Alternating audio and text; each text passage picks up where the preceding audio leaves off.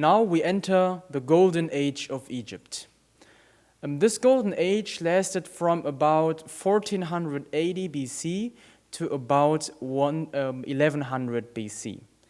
And the first king of the golden age is Hatshepsut. Now Hatshepsut overtakes regency for Thutmose III. And then we need to take a look at how all are related to each other. So we have here Thutmose II. Thutmose II was the last king that we covered. So we have Amenhotep I, then Thutmose I, and then Thutmose II. And then Thutmose II married Hatshepsut, and he also married a concubine. And with this concubine, he had Thutmose III as a child. But the problem was, when Thutmose II died, Thutmose III was only about 6 years old. So he was way too young to reign. And this is why Hatshepsut has a role here in that she takes the recent regency for Thutmose III until Thutmose III becomes an adult. But then, with the time passing by, Hatshepsut has the wish to be the Egyptian queen for herself.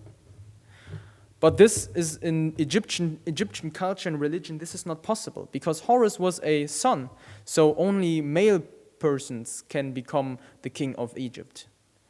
And this is her problem now.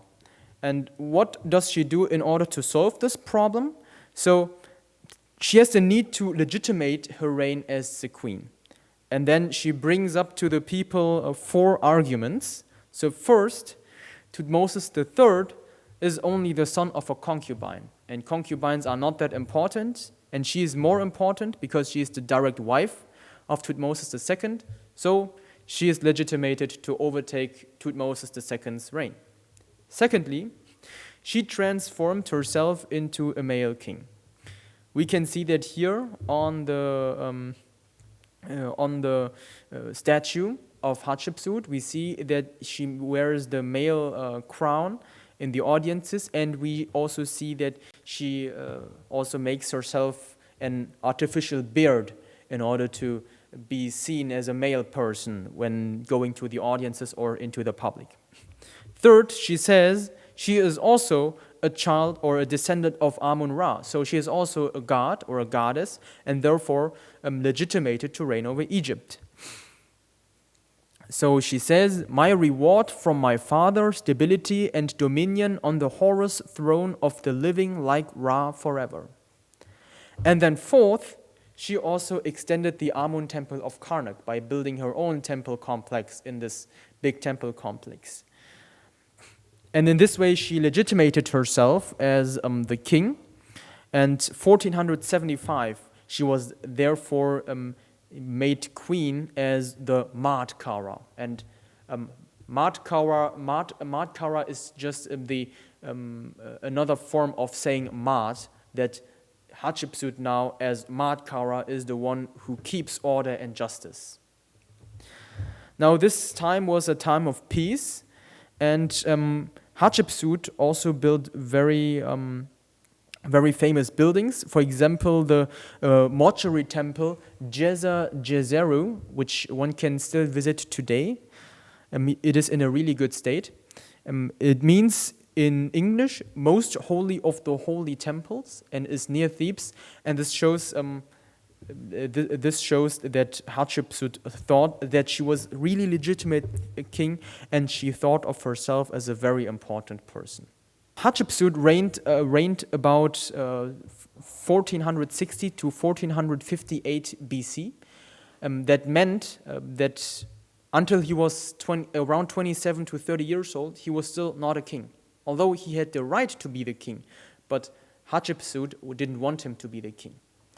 But in this time, where he was only the second on the kingdom, we know from the scriptures and from the runes that he focused a lot on educating himself. And he was a really educated person because he studied agriculture, war, diplomacy, botanics, politics, rhetorics. So he studied everything. And because of this knowledge, because he knew how to do domestic politics, how to do foreign politics, how history worked. He knew how to reign.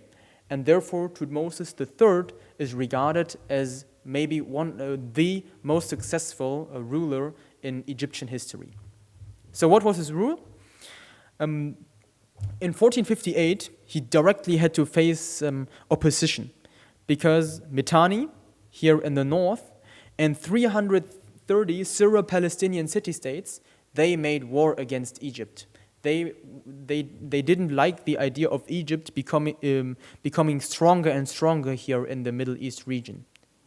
So Thutmose had to go north and fight this enemy alliance, and then it came to the Battle of Megiddo. Maybe some people know this, but in the Battle of Megiddo, Thutmose had a great victory against these 330 Palestinian city-states and against Mitanni. So then he made peace with all these enemies, and he didn't destroy and kill all his enemies. He invented the new strategy of taking all their sons to Egypt and educating them there. And this was a new strategy of Thutmose that none of the other Egyptian kings before him did, in order to bind the enemies to the Egyptian kingdoms and make them vassals or dependent states on Egypt. And this was the strategy how Thutmose III made Egypt being a very influential country in his time in the Middle East region. Then he made further conquests. So in 5 years, all Phoenician cities in 5 campaigns. Then until 1446, he had the victory over the Mitannians at Carchemish. And then until 1438, until Tunip, and Nubia until the 4th Cataract. So all these locations, they are not that important. But I displayed it here to show you that in this time, Egypt became the superpower. Because we can take a look here at the map, then we see that Egypt went here from Carchemish or Syria in the north to Nubia in the south, around 2,500 kilometers. So Thutmose III made a huge empire with Egypt. And then his power got so big that all the surrounding empires, even from Europe, the Hittites, Mitanni, even the Babylonians, they began to send Egypt gifts in order to have good relations with Egypt. And this shows how strong Egyptian influence was through Thutmose III. Yeah, this is what I have already told you. He made very mild peace terms. That meant he didn't destroy them. There was no bloodshed. He just confirmed the kings and the rulers that he defeated in the city-states, but the kings had to make a pledge of allegiance to the pharaoh, and therefore they were bound to the pharaoh, and they were dependent on the pharaoh.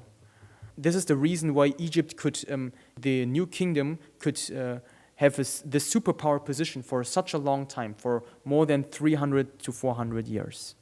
So, and also at the end of his reign, so he reigned until around 1427. He made three other things.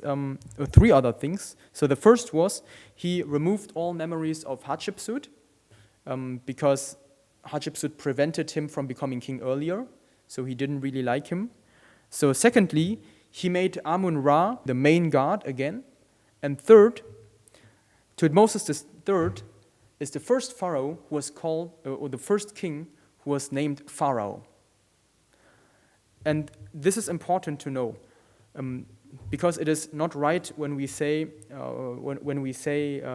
Pharaoh to the kings in the Middle Kingdom or in the Old Kingdom. But because the word Pharaoh comes up beginning from Thutmose III.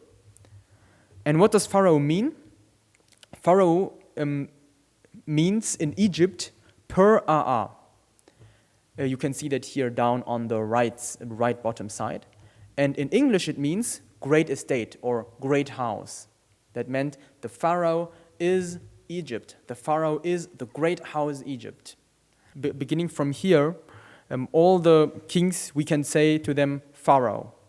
But earlier than Thutmose III, we shouldn't say Pharaoh.